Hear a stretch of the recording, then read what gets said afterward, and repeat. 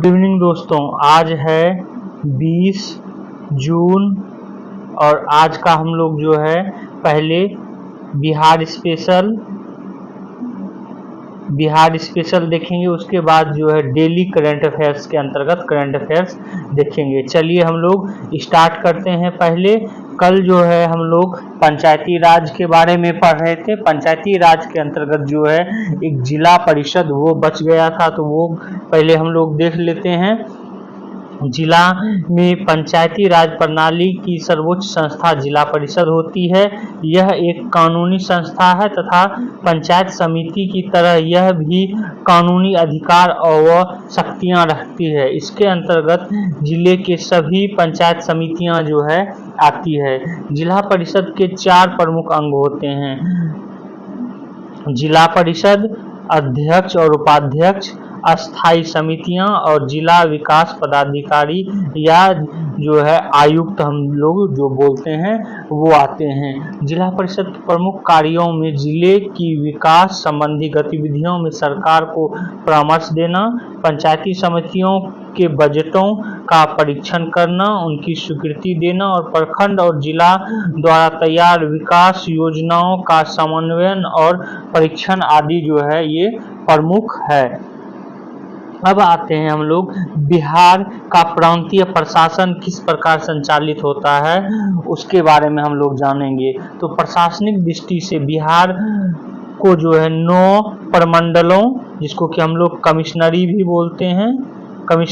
बोलते हैं, उसके बाद जो है 38 जिलों, 101 अनुमंडल जिसको कि हम लोग सब डिवीजन भी बोलते हैं, उसके बाद 534 प्रखंडों में विभाजित किया गया जिसको हम लोग ब्लॉक भी बोलते हैं।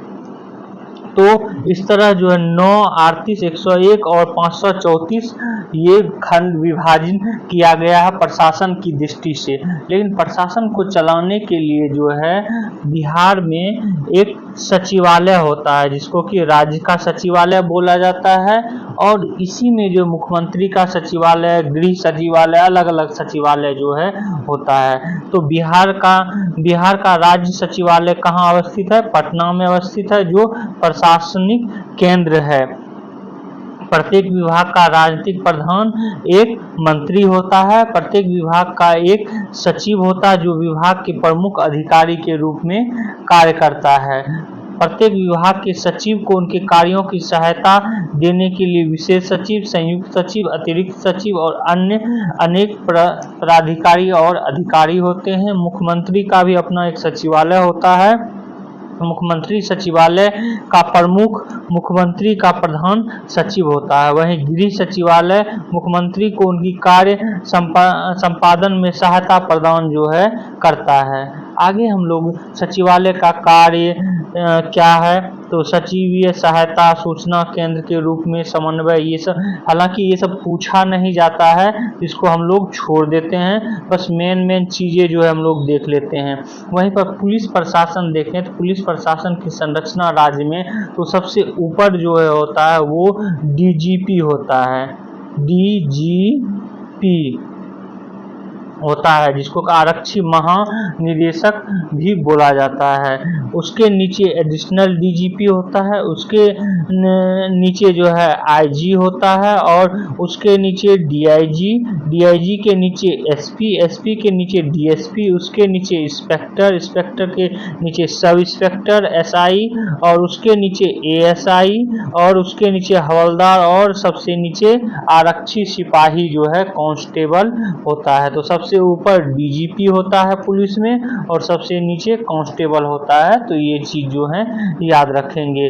वहीं देखें क्षेत्रीय प्रशासनिक इकाई में, जैसे कि हम पहले भी ऊपर पर बता चुके हैं कि प्रमंडल जो है राज्य में क्षेत्रीय 5 इकाई के रूप में बांटा गया है, जिसमें प्रमंडल होता है। तो राज्य में प्रमंडल जो है एक से अधिक अथवा कई जिलों को मिलाकर जो है प्रमंडल बनाया जाता है, और आयुक्त या कमिश्नर जो है प्रमंडल का उच्चतम अधिकारी होता है। कमिश्नर इसका अधिकारी होता है, इसलिए इसको प्रमंडल को कमिश्नरी भी बोला जाता है। अभी जो वर्तमान में कुल 9 प्रमंडल जो है जिसके बारे में कि हम बाद में चर्चा भी करेंगे। लेकिन जब बिहार स्वतंत्रता प्राप्त हुआ था तो उस समय 4 प्रमंडल थे।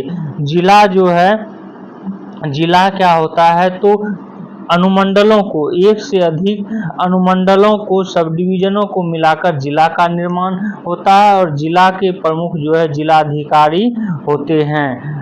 आगे देखते हैं। और वर्तमान में कितने बिहार में जिले हैं तो 38 जिले जो हैं वर्तमान में हैं। वहीं पर अनुमंडल देखते हैं, एक से अधिक अथवा कई प्रखंडों को मिलाकर जो है सब डिवीजन बनाया जाता है और अनुमंडल का अनुमंडलाधिकारी एसडीओ या जो है अनुमंडल का सबसे बड़ा अधिकारी एसडीओ होता है, जिसको कि हम लोग जो है ये SDM भी बोलते हैं, सब डिवीजन डेवलपमेंट, ये सब डिवीजन डिस्ट्रिक्ट मजिस्ट्रेट इस तरह से बोलते हैं, ठीक है, या सब डिवीजन डेवलपमेंट ऑफिसर भी बोलते हैं।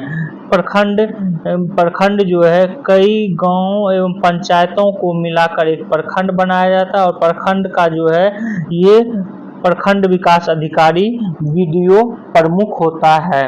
वहीं पर हम देखते हैं कि इसके नीचे जो है ग्राम पंचायत आता है और ग्राम पंचायत जो है ग्राम पंचायत अनेक छोटे गांवों को मिलाकर ग्राम पंचायत बनाया जाता है और ये जो है प्रशासन की सबसे छोटी इकाई होती है और इसके प्रधान जो है मुखिया होते हैं। ये भी आप लोग याद रखेंगे। तो ये था जो है इकाई बिहार में। अब आते हैं बिहार में लोक सेवा आयोग के बारे में देखते हैं। तो भारतीय संविधान के अनुच्छेद 315 के अनुसार संघ के एक संघीय लोक सेवा आयोग तथा राज्य के लिए राज्य लोक सेवा आयोग की गठन की व्यवस्था जो है की गई है और बिहार लोक सेवा आयोग के लोक सेवकों का चयन प्रतियोगिता परीक्षा और साक्षात्कार के माध्यम से किया जाता है। बिहार लोक सेवा आयोग के अध्यक्ष तथा सदस्यों की नियुक्ति राज्यपाल द्वारा की जाती है, जबकि व्यवहारतः यह नियुक्ति मंत्रिपरिषद की सलाह पर मुख्यमंत्री के द्वारा किया जाता है। तो ये याद रखेंगे कि राज्यपाल जो है करता है मुख्यमंत्री के सलाह पर। भारतीय संविधान के अनुच्छेद 316 के अनुसार लोक सेवा आयोग के कम से कम आधे सदस्य ऐसे होने चाहिए जो भारत सरकार अथवा राज्य सरकार के अधीन कम से कम 10 वर्ष तक सेवा कर चुके हैं, वो जो है इसका सदस्य होना चाहिए। बिहार लोक सेवा आयोग के अध्यक्ष का जो है और सदस्यों का आयु सीमा 6 वर्ष और 62 वर्ष है।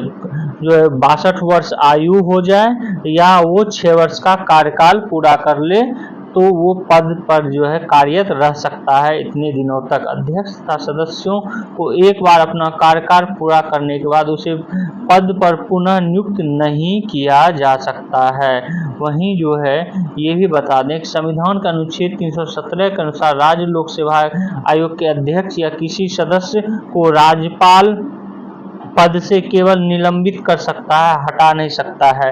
कोई अगर जो लोक सेवा, ये याद रखें ये पूछा भी जा चुका है कि राज्य लोक सेवा आयोग के अध्यक्ष को हटा कौन सकता है, इसको जो है राष्ट्रपति हटा सकता है। राष्ट्रपति हटा सकता है लेकिन नियुक्त कौन करता है, राज्यपाल नियुक्त करता है। तो राज्यपाल इसको निलंबित कर सकता है लेकिन हटा नहीं सकता है। संविधान का अनुच्छेद 320 के अनुसार संघ तथा राज्य लोक सेवा आयोग का कर्तव्य क्रमशः संघ तथा राज्य की सेवाओं में नियुक्ति के लिए परीक्षाओं का संचालन भी करना है। तो ये था जो है लोक सेवा आयोग, बिहार लोक सेवा आयोग के बारे में। अब हम लोग आते हैं केंद्र और राज्य संबंध के बारे में जान लेते हैं। भारतीय संविधान के अनुसार सरकार की शक्तियों का विभाजन 3 सूचियों के अंतर्गत जो है किया गया है, संघ सूची, राज्य सूची और समवर्ती सूची। वहीं राज्य सूची की महत्वपूर्ण विषयों जिनमें कि कृषि, भू स्वामित्व, सिंचाई, मत्स्य पालन, सार्वजनिक स्वास्थ्य, पुलिस, कानूनी व्यवस्था और स्थानीय शासन आदि आते हैं। ये जो है ये जितने भी विषय हैं इनके अलावे भी विषय है और ये राज्य सूची के अंतर्गत जो है आते हैं। जो राज्य है या बिहार राज्य है, 2 या 2 से अधिक राज्यों में बहने वाली नदियों और जलाशयों के जल के बंटवारे से संबंधित अगर विवाद होता है तो उसका मध्यस्थता संसद के द्वारा जो है किया जाता है। केंद्र राज्यों पर विचार करने के लिए केंद्र सरकार 1983 में न्यायमूर्ति RS सरकारिया की अध्यक्षता में सरकारिया आयोग जो है नियुक्त किया था केंद्र और राज्यों के संबंध पे विचार विमर्श करने के लिए। डॉक्टर राजेंद्र प्रसाद संविधान सभा के अस्थायी सभापति जो है नियुक्त किए गए थे। 1956 में राज्य पुनर्गठन आयोग पारित किया गया था। ये सब हालांकि एक फैक्ट्स है इसमें। और वर्तमान में 8वीं अनुसूची में जो है 22 भाषाएं सम्मिलित है, जिसमें कि मैथिली भी एक भाषा के रूप में सम्मिलित किया गया है। तो इस तरह हम देखते हैं कि बिहार के प्रशासनिक तथ्य को। यहाँ पर हम ये भी बता दें कि बिहार का जब निर्माण हुआ था या गठन हुआ था 1912 में, तो बंगाल से अलग होकर 1912 में बिहार और उड़ीसा को पृथक किया गया था। उस समय जो है सर चार्ल्स स्टुअर्ट बेली जो है वो उपराज्यपाल बने थे, पहले उपराज्यपाल या लेफ्टिनेंट गवर्नर के रूप में जो है बने थे। बाद में जो है फिर 1920 में लॉर्ड सत्येंद्र सिन्हा जो है वो राज्यपाल के रूप में बने थे। 1920 से 21 के बीच में जो है इनका कार्यकाल रहा था। फिर आज़ादी के बाद जो है जब चुनाव होता है तो उसके बाद जो है यहाँ पर बनता है, तो वो इसके बारे में हम कल चर्चा करेंगे कि पहले आज़ादी के बाद जो है पहले राज्यपाल कौन थे। ये जो है कल हम उसके बारे में डिटेल्स में आपको चर्चा करेंगे। इसमें जो है ज़्यादा महत्वपूर्ण नहीं था, महत्वपूर्ण तथ्य जो है हम आपको बता दिए हैं। आज का अब करंट अफेयर्स देखते हैं। करंट अफेयर्स आज का है कि 14 फसलों के लिए जो है MSP घोषित किया गया है, जिसमें कि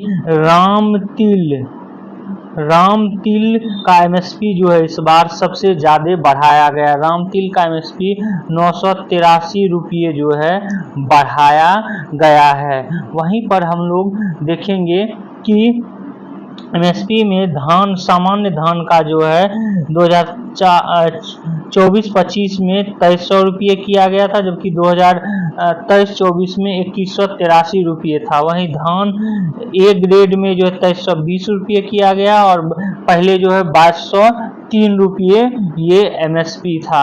ये जो है जब आप यूपी का एग्जाम देंगे तो उसमें जो है इसको पूछा भी जा चुका है, तो आगे जो अन्य एग्जामों में हो सकता है पूछ ले, तो धान का जो है याद रखेंगे। उसके बाद जो है ये सबसे ज़्यादा जो है राम तिल का बढ़ाया गया, तो वो भी आप लोग याद रखेंगे। तो ये 2 महत्वपूर्ण तथ्य था जिसको कि आपको याद रखना है और ये पूछा भी जाता है। आगे जो है देखते हैं आज का करंट अफेयर्स। आज का अगला करंट अफेयर्स है प्राचीन नालंदा और नवीन नालंदा विश्वविद्यालय से संबंधित। नालंदा विश्वविद्यालय का जो है प्रधानमंत्री नरेंद्र मोदी द्वारा जो है उद्घाटन किया गया है। नवीन नालंदा विश्वविद्यालय, नालंदा विश्वविद्यालय का जो है उद्घाटन किया गया है। यहाँ पर हम आपको बता दें पुराना और नालंदा जो है वर्तमान नालंदा में एक कंपैरिजन भी यहाँ पर दिया गया है कि जो पुराने नालंदा उसकी स्थापना 427 ईस्वी पूर्व में जो है कुमारगुप्त द्वारा किया गया था।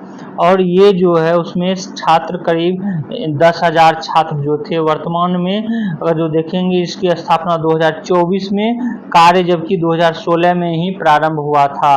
और यहाँ जो है 200 छात्रों की अभी जो है वर्तमान में पढ़ाई की व्यवस्था है। शिक्षक जो है पुराने में 1500 थे, अभी वर्तमान में 50। क्षेत्रफल जो है ये 57 एकड़ में अभी 455 एकड़ में फैला हुआ है। इससे जो है करीब पहले 100 गांव जुड़े थे, अभी 300 एकड़ में ये जो है फैला हुआ है। सरोवर 1 दर्जन थे, अभी जो है 100 एकड़ में सरोवर है। वहीं विध्वंस जो है इसकी 1193 में जो है इसका विध्वंस कर दिया गया था। किसके द्वारा? बख्तियार खिलजी का। कहीं कहीं पर आपको 1199 भी देखने को मिल सकता है, लेकिन 1193 ही जो है और माना जाता है। और इसका निर्माण जो है, जैसा कि हम पहले भी बता चुके हैं कि 2016 में प्रारंभ हुआ था, जिसका कि अभी कैंपस का जो है उद्घाटन प्रधानमंत्री द्वारा किया गया है। आगे देखते हैं। ये देख लीजिए, इसी में यहाँ पे 1193 लिखा हुआ है, लेकिन यह विशाल बौद्ध मठ का भाग था और 1199 में बख्तियार खिलजी ने विश्वविद्यालय को जला दिया था। तो ऐसा माना जाता है कि यह पुस्तकालय में 90,000 पुस्तक और